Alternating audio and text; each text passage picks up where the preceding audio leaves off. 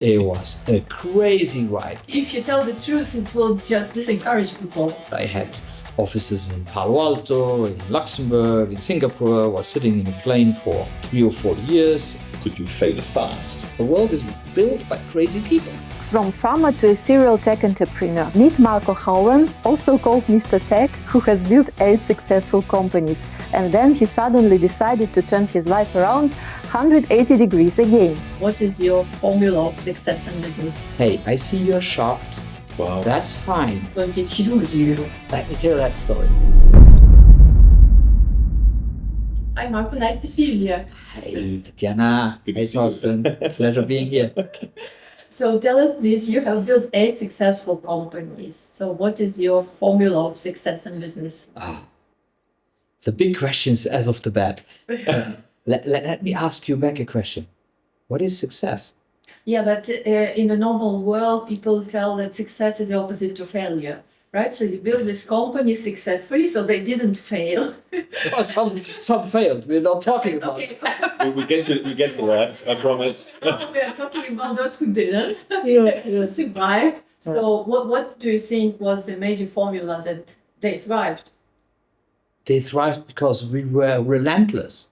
We worked like crazy. Xavier, Buck, and myself. We didn't stop. I will never forget. Xavier said one day when we had our first offices, he said, "Well, in this toilet we could put a shower, and then we have this couch there." I said, "No. That's not what we are doing. No shower, no couch, because I know what you will do. You will never go home anymore." Yeah. So literally, so that was. I can tell you this one story. At the very beginning, must be 2001. We had a data center on Cloche d'Or, and we had some racks there. But the connectivity provider, which was a European one, KPN Quest, maybe some of you know them, they went bankrupt, and so the whole data center was shut down. No climate, no AC, nothing, and it was summer, 35 degrees outside. What we did, we put all the racks together. We took out the walls between them and we put normal ACs in there. But then you have the condensation, which went down on the floor where's the electricity. Well, no problem for us. We just put up some buckets, and every 3 hours somebody went to empty the buckets, day and night. That's what we did. So one day Xavier, one day me. That's how it started. There were only 2 of you, so no other. No, but you are the owners, and then you do that. The other ones were in France, running from, I don't know, Metz to Luxembourg was not an option. So we just ran and we did that. When we had this preparation coffee a couple of days ago, you mentioned, and I hope I quote you correctly, that you have always been 10 years earlier than others. And on top of that, of course, you have been setting trends. So what has been your driving force in your inner? My right quotation is, I was always 10 years too early. Too early, okay. So But we can come back to that. Okay. Answering to your question, when it comes to the whole internet and tech we were setting up, Xavier was the one who really came up with the ideas. I have to say, most of them were coming from him, and he is an amazing visionary. I still have to say, today we are amicably divorced, love each other very much, not working together anymore. But we have. I have to say, it's amazing. Even now. There's stuff happening in his ecosystem which nobody thinks about, and creating stuff which nobody does before. So you need that. Talking about the formula for an entrepreneur, you need this kind of this capacity of visionary, of seeing beyond others. And he also, in his ideas, was sometimes way early. I would not say 10 years, but I remember when we created EuroDNS, which most of the people here in Luxembourg know, but we had the name, we had EuroDNS.com, and then data center was bootstrapping EuroDNS. We literally paid the development, 1 developer, 2 developers, Xavier hired the 3rd one. I started saying, "Where's the money? No, they need to find the money to pay these developers who are not bringing anything. And we literally had years where we had created that platform where it almost brought nothing. It was almost not giving us any money till the moment, and then that's where visions became reality, is when the .eu was launched. We were extremely ready for it, and that's where EuroDNS as such exploded, and we could make out of that a success story. But at the beginning, it was dragging on my nerves very, very much. At least when it came every month to pay the wages. I can imagine. So in the very first years, rather a first mover disadvantage. Yeah, well, that is what a lot of entrepreneurs or wannabe entrepreneurs, I think, are also told wrong. Is that, yeah, you have an idea and then you develop that and you just need to put on a lot of work and you give it all and then it will work. No, that's not how it works. That's a blunt lie, and I think it's a dangerous lie. I think it's absolutely not correct, because it's a lot of luck, but it always takes longer. There is this in investment, so it takes longer and more, always. The famous runway. But don't you think if people would know that from the beginning, they would not maybe start their businesses? Like for me, if I would know that will take so many years, I probably would not do that. Yes. So if you tell the truth, it will just disencourage people. No, because entrepreneurs are eternal naive people. Because they always think, this time I will make it happen. It will be flawless. It will work crazily good. I'm guilty of it too. So. Yeah, me too. I'm not talking something. I'm not doing the mistake myself. I do it every time. And it's great. It's part of being an entrepreneur, is to absolutely overestimating how far and how fast and how successful you can be in a short time. Always. Wow. Well, but speaking about young entrepreneurs, you just mentioned in conversation with me that every entrepreneur has a narcissistic disorder. Yes. Absolutely. So, well, that sounds very horrible, but why do you think so? It's not horrible. It's. Please explain that. Yeah. So I wasn't aware about the disorder. Let me be honest. I told you that, and I thought, shit. What? So I went to ChatGPT and I asked. And ChatGPT, absolutely, Marco. I was happy. No, I'm serious. Yeah. So what's the problem? It's always this need to show, is a big need of being representing something, being seen. An entrepreneur very much wants to be seen. Not everybody, but most of the entrepreneurs have this need to be seen. I will not go into details how Elon Musk plays this out right now, but you see what I mean. So it is this over, in a sense, this overconfidence. I can just do it. It's like overestimation. Yes, So they're overestimating, overconfident, and maybe some other over. It's just this overconfidence of that thing, and you need it. So it's not horrible. I think it's a trait you need. The horrible thing is that most of entrepreneurs don't know that. Yes. That's the horrible thing. Not that they have it, because we have that, and that's great. That's how the world literally is built. The world is built by crazy people, not by the ones who do their 9 to 5. We don't have iPhones. We don't have iPhones in our pockets these days because people were working from 9 to 5. We have iPhones because there was this one crazy guy who said we'll make that happen, and Steve Jobs made it happen, and thousands of these examples. So it's not horrible. It is a trait. The horrible thing for me is that, and the dangerous thing, especially for the entrepreneur himself, is that he doesn't know it, and then as an entrepreneur, you start to lose yourself. Because you start to lose yourself in how you present yourself in front of others. The overestimation. One of the things, how many entrepreneurs have huge success, bang, bang, Always goes up and down. And so many. Tell us, please, about this guy who's going on the streets and interviewing. So you have this guy. Yeah. In the US, he hunts guys. He hunts millionaires. When he sees somebody coming in whatever big car, he just goes, "Hey guy, how did you do your money? Tell me. I am doing this podcast." Da, da, da, da, da. Yeah, I know that. and why I talk about that is most of these entrepreneurs who talk to him. So he asks, what is your biggest year? How much did you do in 1 year? And then they say 100 million or whatever. But then he has, were you ever bankrupt? And I don't know that I ever saw one who said no. They all went always down. And that is linked to the overconfidence. I did it, I made it, and then I can do it again. Or it's this complacency. So when you're not aware of the fact that you have narcissistic tendencies, which is a normal trait for an entrepreneur, well, then you will have these kind of outcomes. Interesting. Yeah. But it's typical for US, no? So in other countries, like, for example, Luxembourg, it's not normal to become bankrupt, right?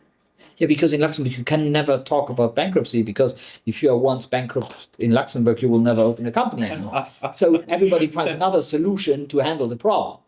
But that doesn't mean that we don't have these yo-yo effect in entrepreneurship in Luxembourg. Absolutely. I'm not saying that everybody does that, but I'm just saying it is something which happens and which is linked, from my perspective or how I see it, to this overconfidence, to this overpowering wanting to be seen and showing yourself or whatever you have created. Cool. I wanted to ask you, I read recently an article by Guy Kawasaki, and the name of the article was How to Build a Company Without Selling Your Soul. And so it already implies this conflict that entrepreneurs may have, that at some point they need to compromise values or whatever. Yeah. So you think that it happens in life of every entrepreneur, like it's indispensable when you build a business? Well, you're touching to one of the things which I am most passionate about, which is the fact that in business, because of external influences, very often entrepreneurs just, in a sense, stop believing into what they really want to do and believe somebody else telling them something, or they are deceiving their own values. They are not following. And why are they following their values? And why are they doing that?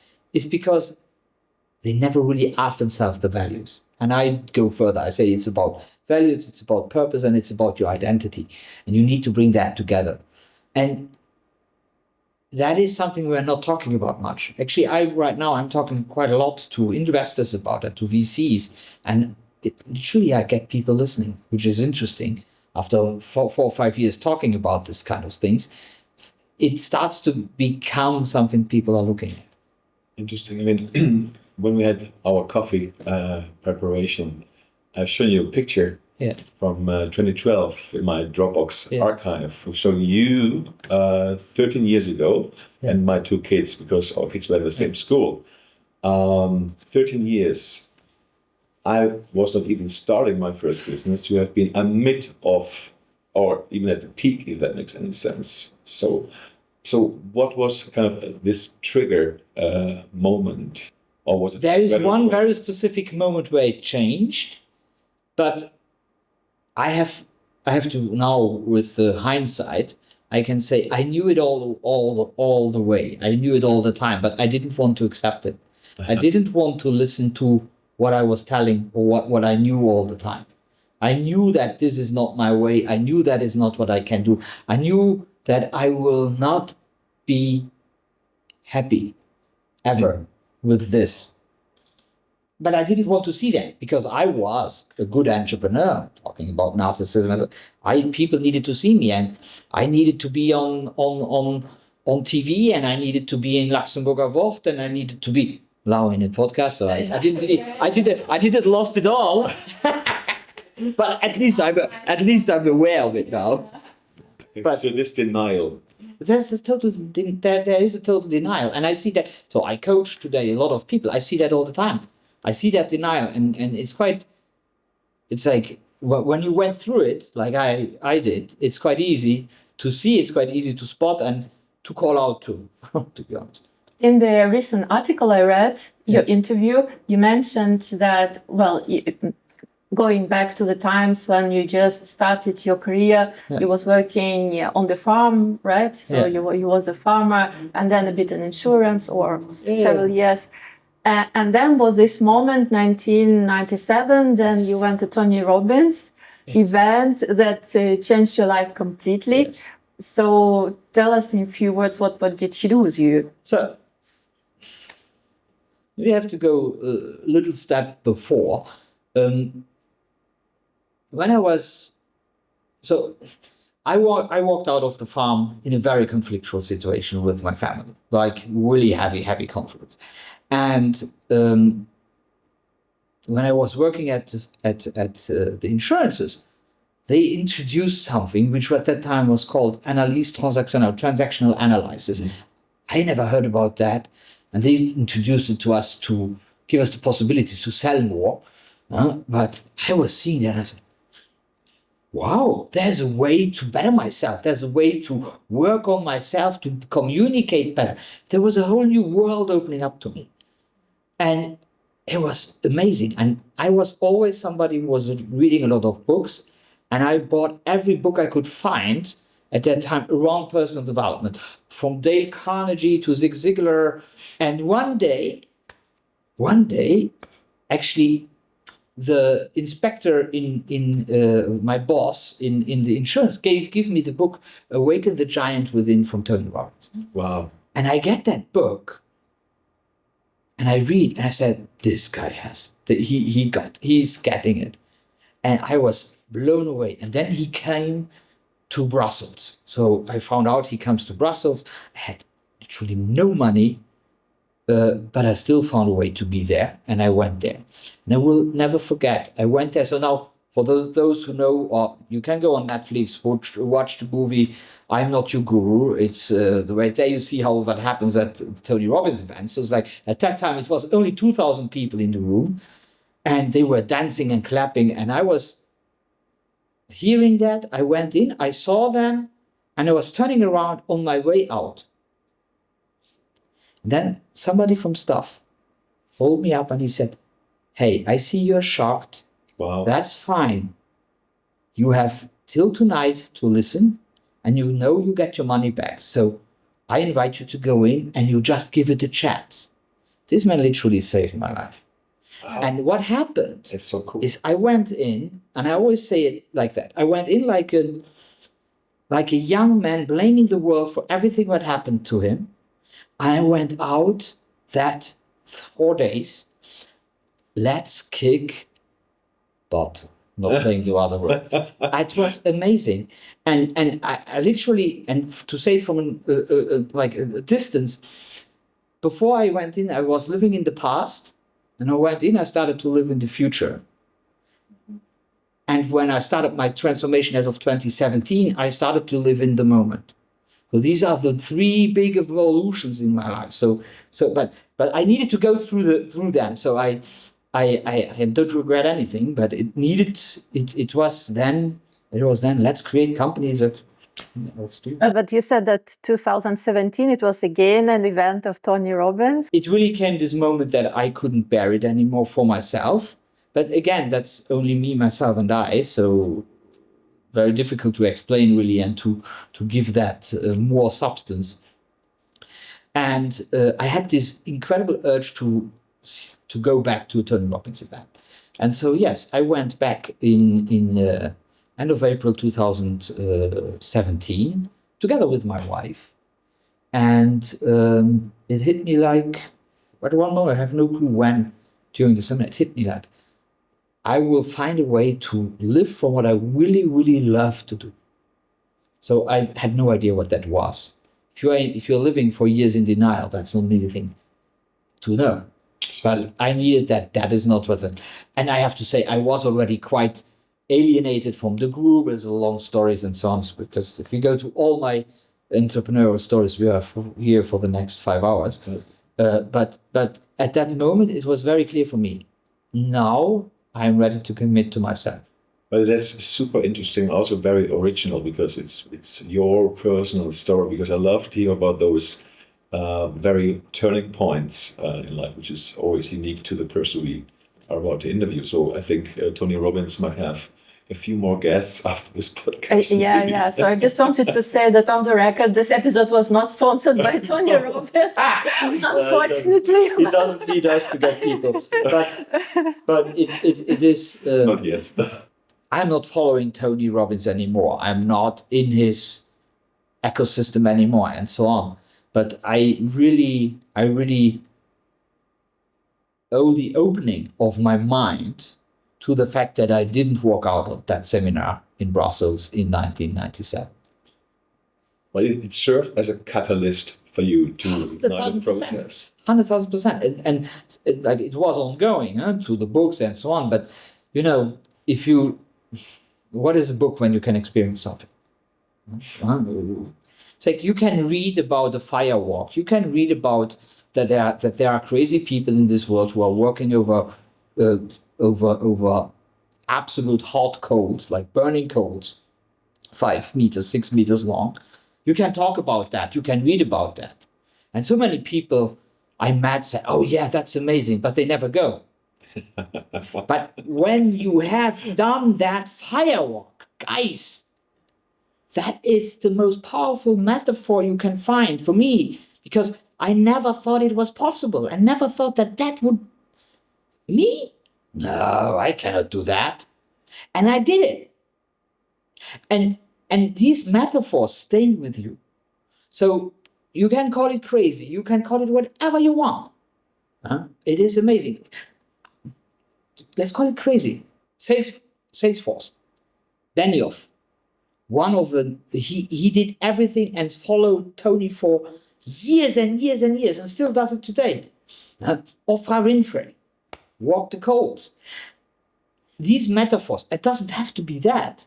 It's just a metaphor. You need to do something which you don't believe possible for yourself and make it happen. And when you have done that, you anchor that. That's an anchor. So in PNL and program, NLP, neuro-linguistic programming, you call that an anchor. That is such a powerful anchor. When I talk to you about the firewall, I feel my feet tingling. This is literally, the last firewall I did was 2017. So this is like 8 years, the last time I walked the coals. It's still there. These anchors are not going away. So Did you get your feet burned? Yes, once. Like hell. Oh. But 3 times before I didn't, which is an incredible lesson. It was a very powerful lesson because I was not prepared. I was full of doubt. I didn't do what I needed to be done to make it happen. And I got burned. Great. Now, what does that tell us for life? Prepare yourself, do what's necessary, and just do it. Don't think you can just walk cold. It's like, it would take me 30 minutes to do that now. Let me be very clear. It's not about showing something or showing off. It's only about the metaphor. I also climbed these poles and so on, which is another kind of metaphor. But these kind of things, if you do them with the right intentions, which are not, I show off, I have to prove the world, which is really like, I need to find out if I am able to do that. That gives you an anchor for life. I totally understand that. I can totally relate to that. For me, it was not a firewalk. For me, it was long distance trail running and uphill battles. Absolutely. Kilometer-long uphill battles, and that's still in your spirit. Yeah. Absolutely. Anything you do in your life can be a lesson, or it can just be something you forget. And you set it up with an intention. And if you're not setting it up with an intention, then it might just become, I walked fire. But if you do it with the right intention, I ran the trail. I made that happen. I was able to. Marco, could you share with us your biggest flop or flops in business? There are so many, which nobody talks about. And it's like I always said, so Xavier and myself, when we created companies, we were like one idea, one company. So obviously not every idea was a good company, and not every bad idea was a good company. So we had a lot of things which obviously we never talk about. So some of them I will not. But there was one which I really thought that is the thing, and it could have been talking again about being way too early in market. We had, what was that? It's probably 2008, 9. We had an idea of creating a platform to sell fractional domain names. So to sell, to have a domain name and then sell a part of the domain name to this person and a part of to this, and to do a secondary market and so on. Yes, and it was an amazing idea, but the technology was not there. The market was not ready. Today with blockchain, I don't know. We could do that like that, but at that time there was no blockchain, and we tanked a lot of money in that, and that's fine. Was a flop. Like calling a flop, that was a flop. Yes. Question on this. Yes. Particular flop. How about failing fast and not holding on too much to bad ideas? Could you fail fast? This is one of these hype phrases when you talk, like you talk to a consultant, he says, yeah, you have to fail fast. Yeah, great. Thank you very much. It's like everything. You need to fail fast, but when is it too early and when is it too late? So did we fail fast? Sometimes yes, sometimes no. Sometimes we just didn't give any energy into anything of this stuff anymore, and then it just died. Sometimes we hold on too long. Yes. So it is. I don't think that there is a real recipe for it. No, I don't think so. Was it the most painful flop? No, absolutely not. If you talk about painful flops, but I would not call it a flop. That I can talk about that. I do it quite often. So I had my global startup. I globalized. I had LuxCloud. I had offices in Palo Alto, in Luxembourg, in Singapore. I was sitting in a plane for 3 or 4 years. It was a crazy ride. Raised. My record of raising money was only for a startup was only topped 2 years ago. So I will not talk about how much it was, but it was only topped 2 years ago in amount for a startup. So yeah, we really went for it, and we didn't make it. The LuxCloud still around, still a company, does something else today, but the business model we wanted to create, we were 10 years too early. Not that better. But literally, and actually, so funny, it's like a little story. I was pitching sandhill roads up and down in Palo Alto, so different, like where all the big names were. And I had a meeting not with Andreessen himself, but at Andreessen Horowitz with a main partner, and I pitched it, and I was so excited, about so nervous, but it was really great, and it was good feedback. And they didn't invest. They invested literally 9 years later in almost the same model. Interesting. So talking about the 10 years. But what advice can you give to entrepreneurs who understand or realize that they are 10 years too early to give up? Pivot. If you have a pivot, just go for it. Don't be shy. Pivot as much as you can. It's always again. It sounds like it's a catchphrase talking about pivot. But if you see that you're really too early, and at that moment you don't know that you're 10 years too early. Yes, that's it's like true. I know Yes. that now. It's like if I would have to go back in 2010, guys, I would make this company the most successful startup of all times, because I know what I know now. But I didn't know it then. So it's always difficult. But we pivoted. We did that. We changed the model. We did different. And that's actually one of the challenges, because we, at one moment in that company, at one moment in time, we needed to develop way too much core technology, which was never foreseen in the business model, which took us too much money, which we couldn't use for sales. So we got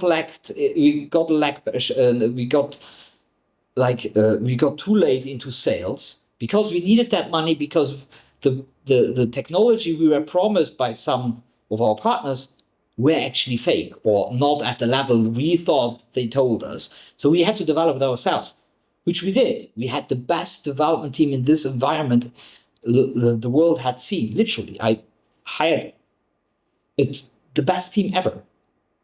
But yeah, one moment in time, and it was near. It's like we were about to sign with major telcos all over Europe, all over the world, with Telstra in Australia, in Philippines, in StarHub, in Singapore. Like, we really had it lined up.